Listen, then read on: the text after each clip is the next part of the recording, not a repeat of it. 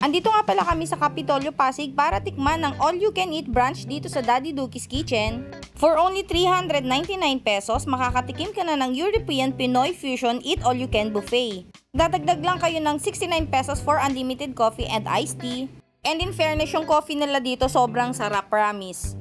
Meron tayo ditong chicken parmesan, sino, tapa, and longganisa, steamed vegetables and boneless bangus, favorite ng mga Pilipino, lumpiang Shanghai, Korean beef stew, ng aking favorite, kare-kare, at ang kanilang hickory barbecue ribs, iced tea and cucumber lemon. Oh guys, and kasama na rin dyan yung Andy pasta. Ito yung kanilang carbonara, sobrang creamy nito, must try ito sa kanila. Guys, pinapaluto to para mainit-init pag binigay sa inyo. Itong bolognese pasta, perfect talaga ng mga pasta dito sa DDK Bistro.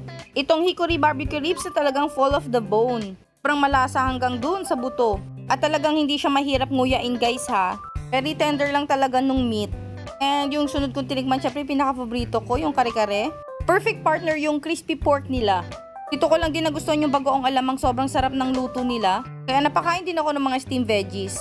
And for dessert, meron tayong mango tapioca. Very creamy and sakto lang yung tamis, kaya nakabalik-balik kami dito. And kagandahan dito, pets are allowed.